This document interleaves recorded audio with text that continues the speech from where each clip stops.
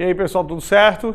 Hoje a gente vai então para a aula 29, estamos terminando a apostila, estamos terminando a bicharada e chegando a animais mais complexos, mas também mais conhecidos por nós. A gente hoje então vai para a classe Aves, uma classe meio discutível se ela é mesmo uma classe ou não, né? É um grupo de animais que dentro desses vertebrados foi o último a surgir no planeta. Tá? Alguns registros ficam mais ou menos ali de seus 65 milhões de anos atrás, né? Então um grupo recente, claro, não recente pra gente, mas recente na história evolutiva ali do planeta, né? Dos conjuntos de seres vivos. Bom, a classe Aves, então, é uma classe que ela tem uma origem diretamente dos chamados de Apsida, algo que a gente viu na aula passada. Então olha só, a gente teve aqui então toda essa construção aqui então desses animais, até que a gente chegou então nesse período aqui da separação dos amniota para os Synapsida, né? Ou seja, os animais que deram origem aos mamíferos com uma fenestração craniana. Daqui vieram os répteis, um aqui se tornou o Anapsida, que é as tartarugas, não tem fendas, e a partir daqui desse Sauria, todos eles apresentam dois orifícios cranianos aqui, o que os caracteriza como diapsida. Né? Diapsida com duas fenestrações cranianas. Só que as coisas continuaram se modificando. Né? A partir daqui a gente teve então a formação de um grupo chamado Arcosauria. O Arcosauria é caracterizado por uma modificação no crânio também, tá? Onde eles apresentam então esses dois outros orifícios, que caracterizam os Arcosauria. Os Arcosauria, tá, hoje são compostos por dois grupos vivos ainda, que são os crocodilianos e as aves, o Bzinho de birds aqui que o gráfico é em inglês, né? Então teria os crocodilianos e as aves. Então o parente mais próximo, vivo, das aves são os crocodilianos. E é incrível porque os crocodilianos chegam até mesmo a cantar. Muito mal, mas a gente não pode julgar os outros. Mas a ideia é que eles são também cantores nesse sentido.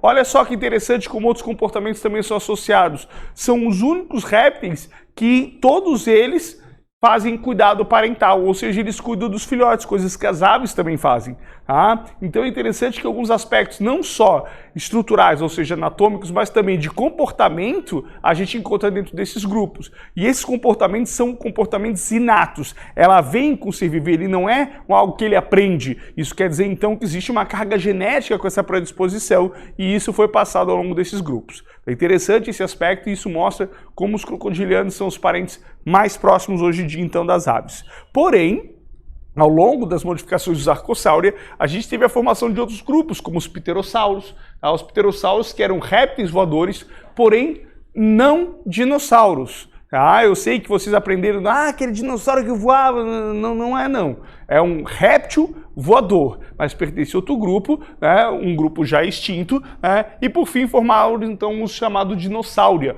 Né? A dinossauria tem algumas características básicas baseadas nos ossos dos seus quadris, tá? O tamanho do cérebro também, que era extremamente grande comparado com os outros répteis. Tá? Então eles tinham um cérebro muito bem desenvolvido, muito parecido com o que a gente vê no grupo das aves. Tá? Mas a estrutura do quadril, dos membros em si, muito parecida com o das aves também. Tá? Então isso é um aspecto interessante da anatomia que a gente compara dentro desses dois grupos.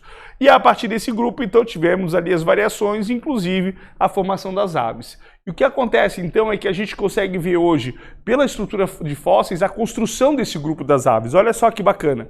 A gente tem essa imagem aqui, tá? Onde a gente iniciou esse estudo em 1903, pela descoberta de um esqueleto desse animal aqui, ó, o Archaeopteryx. Esse fóssil de 1903, ou seja, bastante antigo até, né? Esse fóssil, ele foi o único a ser encontrado durante um longo período. Eles encontraram então um animal que ele tinha um aspecto muito parecido com o de uma ave. Tá? Ele tinha as asas, tinha as penas, mas o resto era de réptil. Então eles notaram que ele era, na verdade, um dinossauro, né? Mas um dinossauro que apresentava asas e penas. O problema é que ele foi o único registro e por muito tempo ele não foi encontrado em nenhum outro lugar. Tá? Então é interessante porque a gente se baseava em um único fóssil e para ver se ele era um fóssil verdadeiro ou não. Mas a partir da década de 90 a gente começou a encontrar uma série de outros fósseis, né? Principalmente 3 Archaeopteryx juntos que foram encontrados na China. E aí foi interessante, porque não tinha mais aquele único fóssil que tinha se encontrado lá na Alemanha. Né? A gente já teve outros vestígios fósseis. Mas a partir daí a gente começou a escavar e a achar muito mais fósseis. Ah, então hoje a gente tem aqui uma história evolutiva que a gente consegue construir das aves. Né? Formação então ali dos primeiros seres com estruturas anatômicas semelhantes à das aves, como o Sinossauro Pteryx, né? Já é um teropode, que é um tipo específico de ossificação que os animais têm que permite esse andar mais ereto, né? A gente começa a ver também com isso a evolução do membro superior na sua formação de asas ao longo do caminho, né? Um exemplo bem interessante do início de penas, não penas verdadeiras, mas estruturas semelhantes, foi no Unenlaugia, né? Que é esse tipo de réptil, que é esse tipo de dinossauro que era encontrado na região da Argentina, então um fóssil de 2005, se eu não me engano, né? Comprovou um animal de grande tamanho, chegando a 3 metros de comprimento, tá? E que apresentava as patas já com estrutura semelhante à da asa, principalmente um aspecto muito importante, que é a capacidade rotacional do ombro, né? O que permite o bater de asa. Tá? E ao longo do caminho a gente viu então outras adaptações até chegar nas aves normais. Então, pessoal, essa história, baseado num fóssil, não, baseado numa construção evolutiva de vários fósseis que comprovaram então essa modificação que as aves foram surgindo ao longo de milhões de anos, certo? E aí, entre aspectos, será que as aves então são um grupo à parte ou elas são répteis? Até hoje, algumas análises genéticas comprova outros fatos interessantes, como por exemplo que as penas das aves são escamas reptilianas modificadas. Então a gente tem ali uma mutação que alterou ela, mas é uma estrutura que vem da mesma origem. Outro fato interessante é que a gente começou também a trabalhar com o desenvolvimento embrionário, tentando entender então aqueles genes que ativam e se desativam durante esse processo. E aí o que aconteceu foi bastante interessante. Por quê? Porque eles descobriram então ali um gene que é responsável pela formação do bico das aves.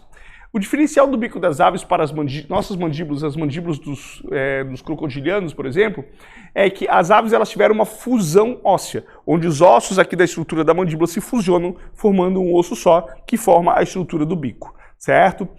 O que acontece é que eles descobriram esse gene e desativaram ele. Quando desativaram esse gene, esse bico não se formou, ou seja, ele não teve mais essa fusão e ele acabou se abrindo. Então olha só o que a imagem mostra e olha só que assustador isso, tá?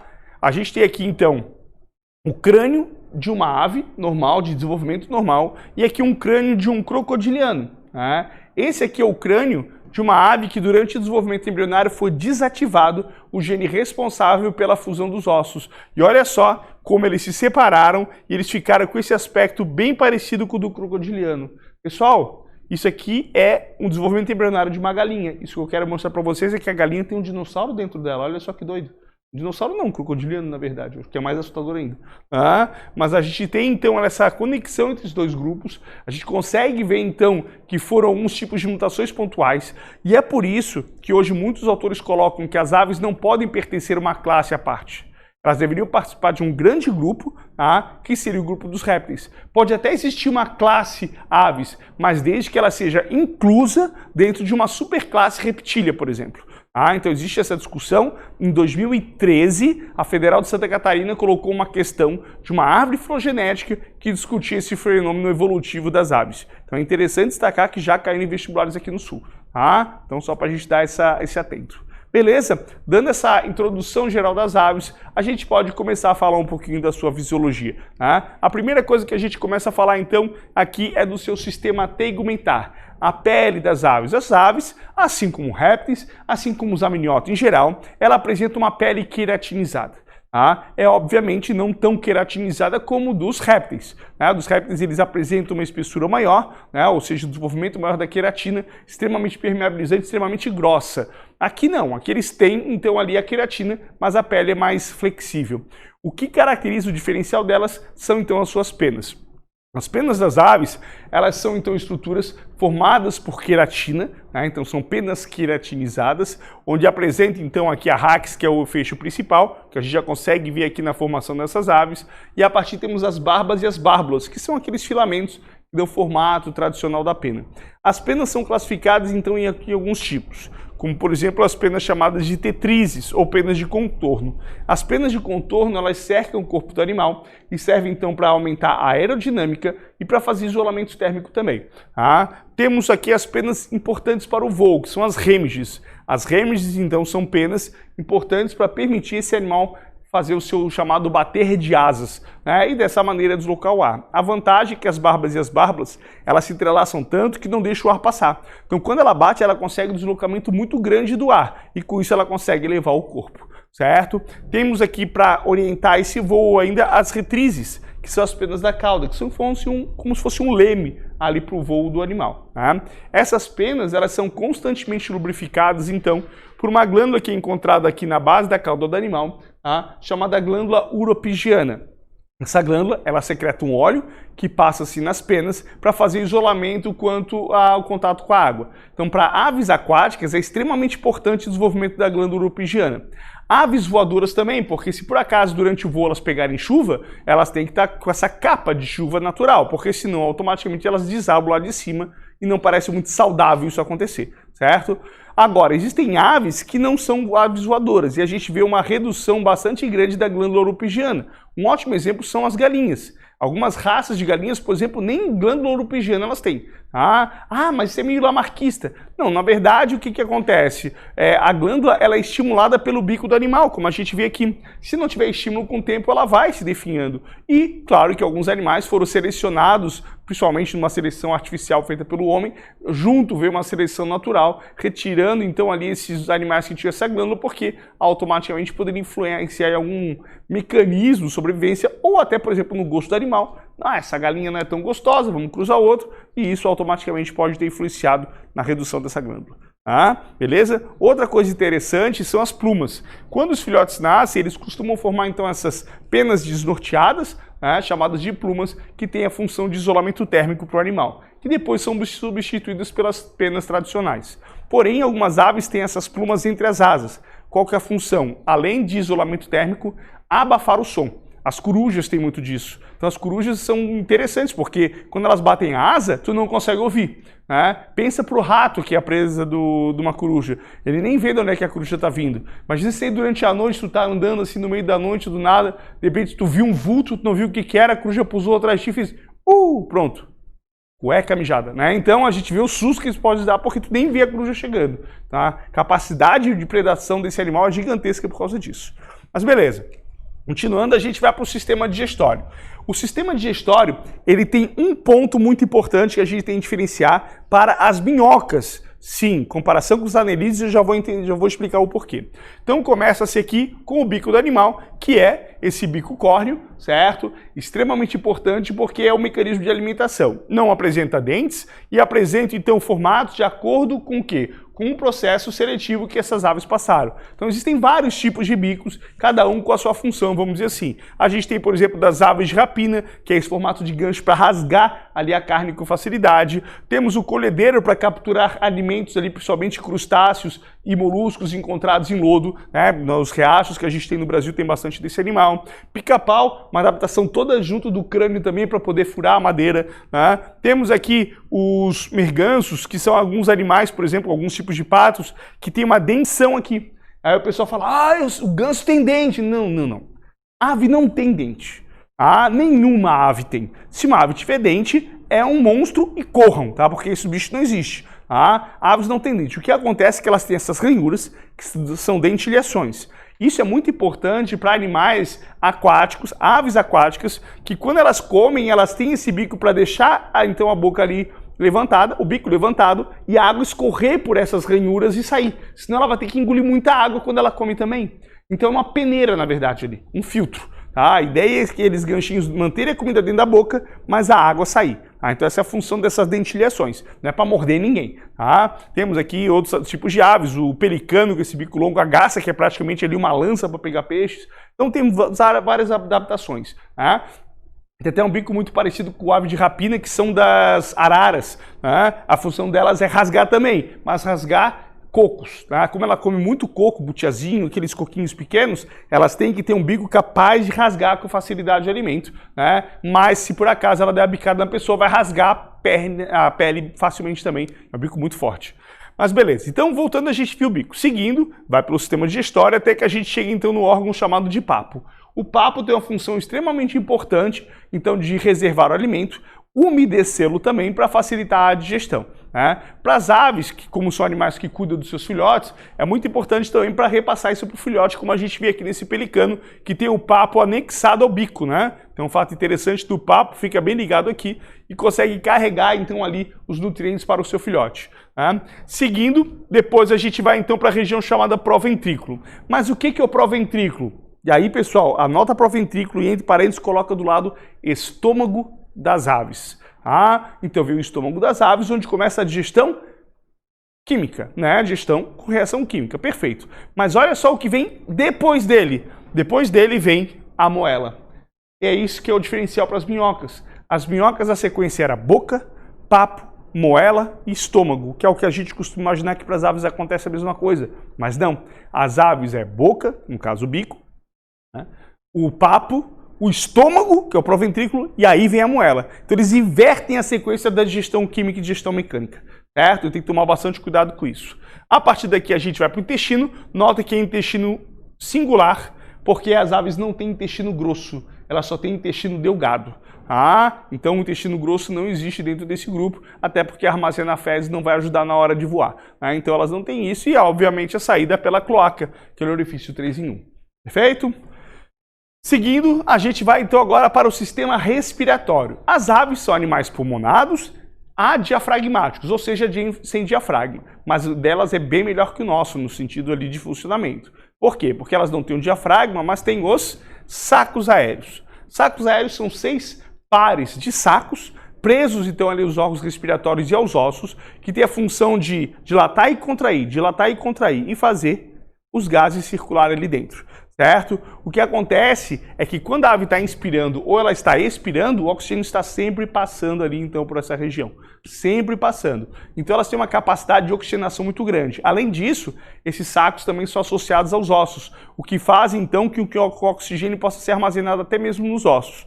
Então, as aves têm muito mais aporte de oxigênio nos tecidos do que nós. Então, elas têm uma eficiência metabólica maior. Dentro dos vertebrados, são os animais com a maior eficiência metabólica por causa do seu mecanismo respiratório e aproveitamento do oxigênio.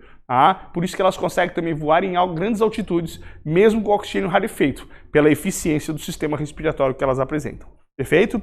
Outra característica muito importante são as chamadas seringes. São órgãos do canto que o animal tem então nessa região. É como se, por exemplo, a nossa corda vocal fosse um Fusca e o delas é uma Ferrari. É muito mais perfeita nesse sentido. A gente consegue fazer variações de fala e tudo mais por causa do que a gente tem aqui, ó, né? Que é a estrutura da boca, a língua, tudo mais, né? Esse diferencial. Mas a questão da variação vindo da garganta, as aves têm, e a gente consegue ver animais que conseguem imitar a nossa voz, né? Mesmo no caso não tendo a estrutura vocalização na boca, só pela variação do canto na garganta, que é o caso do papagaio e assim por diante. A gente vai falar um pouco mais disso depois, vou falar um pouquinho de seleção, vai ser bastante interessante a história aqui das aves. Beleza. Continuando o sistema circulatório. O que a gente tem que enfatizar no sistema circulatório das aves? São os primeiros animais que a gente estuda com o sistema circulatório fechado e completo. Ou seja, não existe mistura de sangue arterial e venoso. Na verdade, ainda faltou um detalhe. Duplo também, né? Circulação dupla. Então o que acontece? Existe uma circulação que vai lá para os pulmões e volta, que é a pequena circulação, e temos a circulação que vai até os capilares e volta, que é a grande circulação. Note que pequena circulação sai venoso e volta arterial, sai do lado direito e volta pelo esquerdo, e a circulação sistêmica sai do esquerdo, deixa o oxigênio nos tecidos e volta com sangue venoso pelo lado direito. Então, lado direito só sangue venoso, lado esquerdo só sangue arterial, totalmente completa a circulação e, obviamente, com isso, aumenta o quê? A eficácia de oxigenação dos tecidos. E quanto mais oxigênio tu consegue levar ao tecido, maior a taxa metabólica, maior o teu controle de temperatura, ou seja, pela primeira vez nós estamos estudando os animais homeotermos, animais que controlavam a temperatura corpórea, certo? Controlam, na verdade, ainda, porque elas estão aí. Então é um fato interessante, e claro que isso aí exige um porém, uma alimentação bastante acentuada, ou seja, animais que têm um metabolismo mais alto, eles têm que comer mais para manter esse metabolismo. Então, aves e nós mamíferos temos uma alimentação em muito maior escala comparado com répteis e anfíbios e peixes que a gente tem trabalhado por serem animais pecilotermos. Então, um fato interessante da gente fazer esse link ali, entender então que o metabolismo está relacionado diretamente também a nutrientes, a digestão, para a produção de energia, produção de calor, porque tu precisa de energia como fonte inicial. Beleza? Um exemplo clássico disso é o beija-flor. O beija-flor é um animal que, como ele é muito pequeno, a relação volume-área é um problema, porque ele tem muito mais área que volume nesse sentido, ele perde muito calor para o meio. Então ele tem que comer demais para poder manter aquele corpinho pequeno. Tá? E aí o que acontece? Se por acaso o beija-flor entra numa casa e ele não consegue sair, cara, dá um pouquinho de tempo, o beija-flor já começa a baixar ali. Por quê? Acabou a pilha. A pilha dele acaba rapidinho, é praticamente um iPhone. Tá? Então ele vai cansando rápido e aí tu pega esse animal, dá um pouquinho de água com açúcar para ele que ele já ganha um gás de novo, mas faça isso fora de casa, senão ele vai sair voando que nem o louco e tu não vai tirar ele de novo. Tá? Então, só para a gente entender como é que funciona essa questão de por que o beija-flor cansa tão rápido. Tem a ver com essa taxa metabólica em si.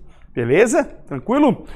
Agora, um fato interessante. A gente viu então que as aves são os primeiros animais homeotérmicos que a gente está estudando. Mas as aves são, a princípio, os dinossauros. Então, dinossauros seriam animais então também homeotérmicos? Sim, dinossauros também seriam homeotérmicos, até porque relação volume-área de dinossauros chegava a 30 metros de comprimento, não teria cabimento o animal daquele ali ser um animal pecilotérmico, não teria como sustentar um corpo daquele tamanho. Então estudos hoje mostram que provavelmente os dinossauros eram sim animais homeotérmicos também, ou seja, animais que controlavam a temperatura corpórea. Beleza? Continuando, a gente tem aqui o seu sistema excretor. A excreção das aves, assim como dos répteis, rins metanéfros, rins melhores que têm os top de linha, excretam ácido úrico porque são animais que automaticamente têm o ovo terrestre. E quem tem ovo terrestre tem que ter ácido úrico como produto de excreta. Perfeito? Só que elas têm um diferencial como alguns répteis também. Elas têm uma glândula chamada glândula de sal, extremamente importante para as aves marinhas, como algumas albatrozes, petréis e assim por diante. O que acontece é o seguinte, essa glândula de sal ela fica localizada na cabeça do animal e ela tem a função então de retirar esse grande excesso de sal que vai entrar na corrente sanguínea do animal quando ele se alimenta. As aves marinhas, como o albatroz, ela não vai para a área costeira a menos que seja para reprodução, ela fica o tempo todo no oceano. E por causa disso, então, ela tem que ter ali automaticamente uma adaptação para se livrar desse excesso de sal. Então ela se alimenta de peixes que estão salgados, né, que estão ali no oceano, então ela vai retirando esse sal por essa glândula especial na base do bico. Ele vai cristalizando. Então quem já viu, por exemplo, uma fotografia de uma ave, como até uma gaivota, com alguns cristais de sal aqui, é a glândula de sal que estava eliminando ali perto do bico do animal. Então é uma adaptação bastante importante. Beleza? Continuando, o sistema locomotor das aves tem algumas características bastante interessantes que a gente pode colocar aqui. Primeiro, o esqueleto das aves ele tem que ser adaptado ao voo. Mesmo que a ave não voa, que ela não vá praticar o voo, ela tem um esqueleto modificado porque as aves começaram a voar e depois algumas ficaram então no solo. Mas a ideia é que elas têm essas adaptações em geral. Primeiro, a quantidade de ossos é reduzida para deixar o animal mais leve. Não só reduzido a quantidade de ossos, mas também o tamanho desses ossos. Então, muitas estruturas ósseas são bem pequenas comparado com os outros vertebrados, porque deixa o animal mais leve nesse sentido. Obviamente, a presença de uma asa é essencial. Sem asa é um pouco complicado voar. Não dá para meditar e sair levitando, né? Então, o animal tem que ter asa para isso. Agora, eu quero que vocês prestem atenção bem interessante aqui na estrutura da asa. Tem um osso, depois bifurca em dois, depois vem esses outros séries de ossos aqui. Quem já comeu uma asa de galinha já conseguiu ver isso e a gente consegue notar um fato bem interessante. Temos aqui o húmero, o rádio e a una. E aqui a gente tem o quê? O carpo com os metacarpos e falanges. Isso quer dizer então que uma asa de uma ave é que nem o nosso braço. Então ele é um órgão homólogo ou um órgão análogo? É um órgão homólogo nosso. Por quê? Porque tem a mesma origem embrionária. Mas como é isso? Como isso simples, pessoal. Ela é um tetrápode. Todos os tetrápodes, todos os animais do grupo dos anfíbios, répteis, aves e mamíferos que apresentam apêndice de articulação têm a mesma origem embrionária. É a base da formação do grupo chamado tetrápoda. Todos têm duas cinturas. Cintura pélvica, aqui da cintura, e cintura escapular, que são os ombros. E, obviamente, tem membros saindo daquele. Mas a cobra não tem. Ela perdeu, o problema é dela, mas ela é um tetrápode. Porque pelo desenvolvimento embrionário, tu consegue ver que ela tinha essas cinturas. Certo? Então, só para deixar claro que como tem a mesma origem embrionária nossa, porque ela é um tetrápode, a asa da ave é um órgão homólogo. E não análogo, como muita gente acha. Então se pegar a asa de um morcego e a asa de uma ave, não é análogo? Não, é homólogo. Mas tem a mesma função? Sim, mas também tem a mesma origem. Que é o que importa quando a gente trabalha com homologia. Então, como tem a mesma origem, não importa se tem ou não a mesma função. tem que ter a mesma origem, então ela é um órgão homólogo, certo? Isso é uma grande pegadinha de vestibular, isso pode derrubar e tem que estar bem atento para isso, certo? Além da asa, obviamente, temos as penas para o voo, né? E aí a gente tem também aqui os ossos especiais chamados de ossos pneumáticos. Os ossos das aves são ocos por dentro, né? A função qual que é? É passagem do oxigênio, como a gente viu também, mas deixa o animal muito leve. Então os ossos delas são proporcionalmente muito mais leves do que os nossos. E com isso faz com que o animal pese muito menos. Uma águia, por exemplo, ela chega a pesar seus 7 quilos. Só para ter uma ideia dessa diferença, um peru, que é um animal bem menor que uma águia, na verdade, ele pesa 6 quilos.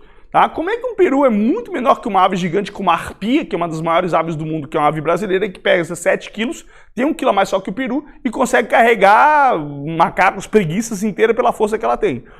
Isso tem a ver com o quê? Com uma ave voadora e automaticamente com ossos muito mais leves, o que forma, então, faz com que ela consiga voar com mais facilidade. Para quem está querendo usar a desculpa, então, é por isso que eu estou esse peso, porque eu tenho ossos pesados. Se tu comparar com a galinha, uma coisa assim, pode comparar, tá? Porque se for comparar com um mamífero já não rola. Mas, sim, a gente tem uma estrutura mais pesada do que as aves nesse sentido, tá certo? Além disso, temos esse osso especial aqui, essa quilha, que é a chamada carena. É uma quilha, então serve para cortar o ar. Não, pelo amor de Deus, pessoal, nada a ver. A quilha tem uma função especial. É ali que se insere a musculatura peitoral, que é do bater de asa. Então, quanto maior a musculatura proporcionalmente ao animal, mais músculo peitoral ela tem, mais força ela tem no bater de asa. Proporcionalmente, qual que vocês acham que é a ave que tem essa maior quilha? Beija-flor, porque a ave que mais bate asas por minuto é a musculatura peitoral mais bem desenvolvida que tem, comparado das aves, só que ela é bem pequenininha. Mas se o beija-flor fosse o tamanho de uma águia, ela teria um peitoral desse tamanho. Obviamente também não teria necessidade. Aves maiores, elas costumam usar as correntes de ar para poder voar. A maior ave voadora do planeta, que é o condor andino, é uma ave que tem ali seus 3 metros e pouco de envergadura, uma ave pesada, eu acho que, se não me engano, pesa uns 10 até 11 quilos. É uma ave que ela simplesmente vai só pairando, usando a corrente de ar ali, então, para poder se elevar. Então ela não bate muita asa e tem a musculatura peitoral relativamente fraca comparada com outras aves voadoras. Claro que as galinhas, a princípio, deveriam ter um músculo muito pouco desenvolvido, mas aí a gente fez a seleção artificial para selecionar os animais com maior músculo peitoral e automaticamente render mais na hora do rango, que é o que o pessoal gosta de comer bastante o peito.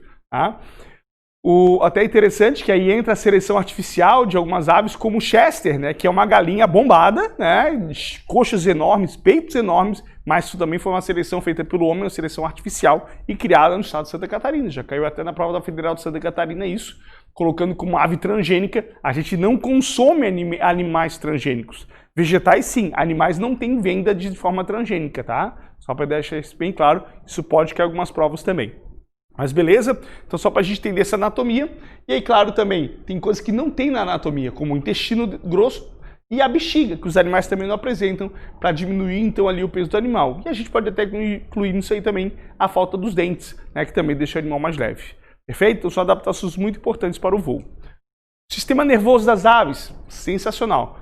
Um cérebro bem parecido com o dos mamíferos, bem desenvolvido nesse sentido, e os sentidos das aves são muito bem aprimorados. Nós temos aqui então, por exemplo, a questão do animal com a melhor visão do planeta, que é o falcão peregrino. O falcão peregrino também é o animal mais rápido do planeta. O animal consegue chegar ali a 320 km por hora numa descida, certo? E esse animal consegue chegar a alimentos de longe porque ele tem zoom na visão, olha só que legal. Muitas aves de rapina tem. Temos aqui também a suindara, melhor ouvido do planeta. Ela tem os ouvidos assimétricos, ela consegue calcular a distância do som. Mesmo sem enxergar, ela consegue encontrar os alimentos. Temos também ali o melhor olfato do planeta, que é o abutre californiano, que eu acho, se não me engano, são 26 quilômetros que ele consegue sentir a comida. Imagina, tá aqui, tu sente ali em outra cidade o cheiro de rango, De vez em quando a gente tá com fome, a gente até consegue, mas são animais bem adaptados nesse sentido. Outra característica muito importante é a capacidade de voo que as aves têm, e as migrações com quais elas fazem com esse voo. A migração das aves está muito associada, então, a uma grande concentração de íon ferro no encéfalo, que atrai ela para polo magnético e dá um meio que um GPS, e ela dessa maneira consegue se orientar muito bem.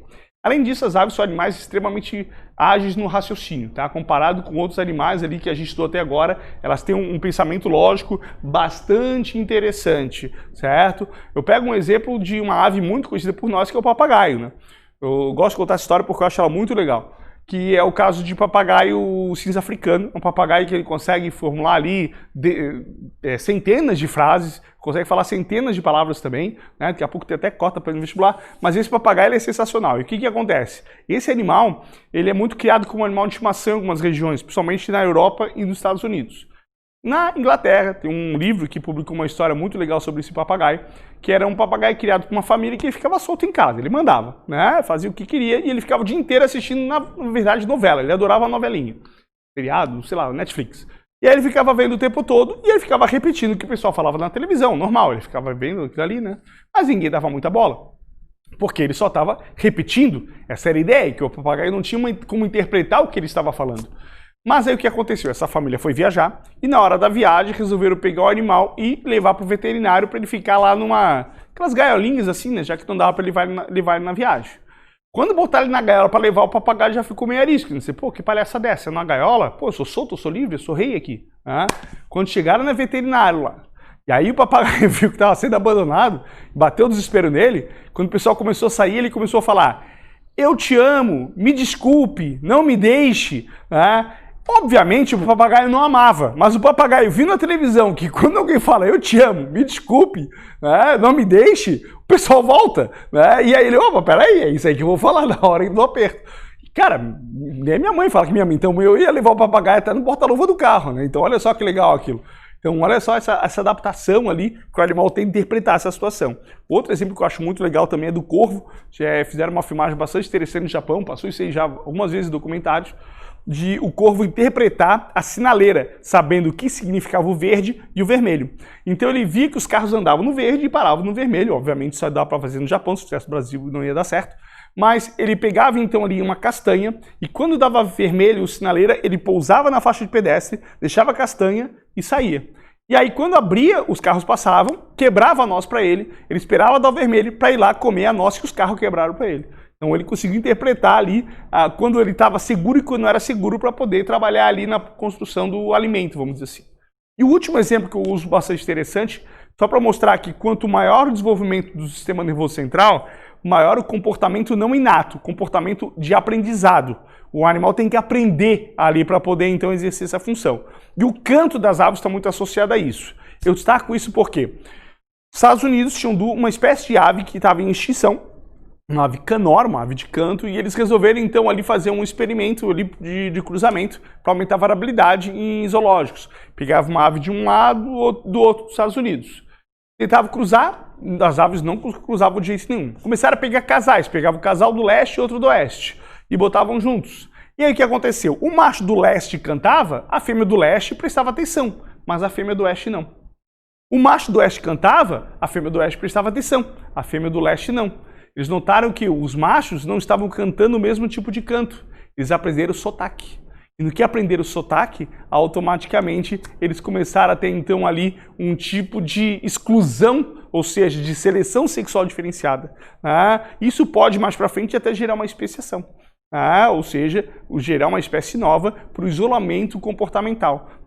Então, essa questão de como o comportamento influencia também no aspecto seletivo é interessante. Muita gente não dá ideia, acha que a seleção tem que ser isolamento geográfico e reprodutivo, ponto, mas existe o isolamento também comportamental que pode gerar o isolamento reprodutivo posteriormente. Certo? Já cai alguns vestibulares ali do Paraná, principalmente, e é bom a gente dar uma ligada nisso. Beleza? Continuando. Perdi aqui o passador, tá aqui, pronto. A gente vai então para o sistema reprodutor. As aves são animais, então, dioicos, desenvolvimento direto, né, sem fase larval, isso aí já acabou com os répteis, a larva, e são animais que na reprodução depois têm um cuidado parental, característica marcante dentro desse grupo, né? Outra característica marcante é que existem mecanismos de atração da fêmea. A maioria dos mecanismos tem o macho sempre tentando exercer essa atração para a fêmea. Existe uma espécie na África só que é o macho que é atraído pela fêmea. Mas o resto é sempre o macho correndo atrás. E aí tem vários mecanismos, por exemplo, coloração chamativa, movimentos como de dança, né? Que outra dança dos albatrozes de pata azul. Temos vários tipos de mecanismos diferentes que os animais vão utilizar. Depois da reprodução existe a nidação, que é a postura em ninhos, né? Então a nidação, a postura de ovo em ninho é bastante marcante e obviamente o cuidado parental muito forte. Existem, porém, algumas espécies de aves, como o chupim, que é uma ave nativa aqui da região, ou com o cuco, que é uma ave, então, que ela faz o esclavagismo. O que ela faz? Ela pega o seu ovo, coloca no ninho de outra ave, e essa outra ave cuida do seu filhote. É o que aconteceu nessa situação. Aqui tem um filhote de cuco, e aqui uma ave que foi enganada, ela deve estar pensando, meu Deus, como meu filho cresceu, né? Mas na verdade ela foi enganada, lubridiada por essa ave, uma relação de esclavagismo bem clássica. Tá? Para a gente finalizar as classificações, infraclasse Paleognathas, rátidas são aves que não apresentam então ali a carena, né, o osso salteado, ou se tem, ele tem extremamente reduzido, tá? E são aves que não voam. Onde a gente tem então aqui o avestruz tradicional, o nosso mini avestruz queima, temos aqui também o casuar, uma ave extremamente agressiva, encontrada na Austrália, obviamente só na Austrália tu vai encontrar uma ave que dá voadeira, né? E temos aqui ainda o emu, uma ave que foi extinta pelo homem, era a ave elefante, tinha 3,5 metros, mas a gente acabou com toda essa espécie, infelizmente.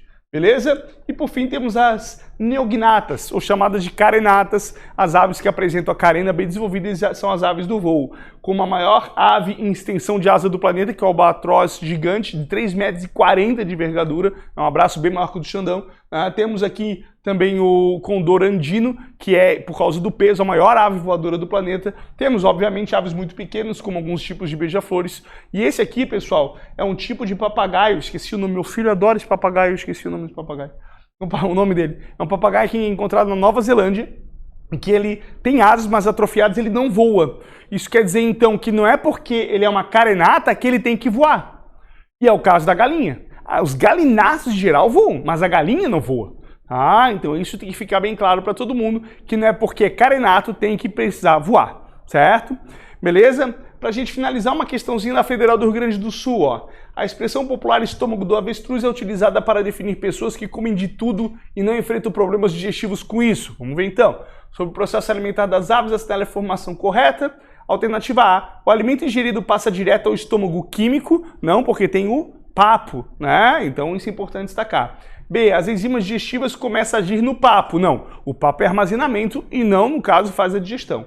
C, a moela tem uma ação mecânica que tritura o alimento digerido. Perfeito. Matou então aqui a alternativa C. A moela faz a digestão mecânica. D, algumas espécies regurgitam o conteúdo da moela para alimentar os filhotes. Não, o regurgitamento vem do papo, como a gente viu do pelicano ali.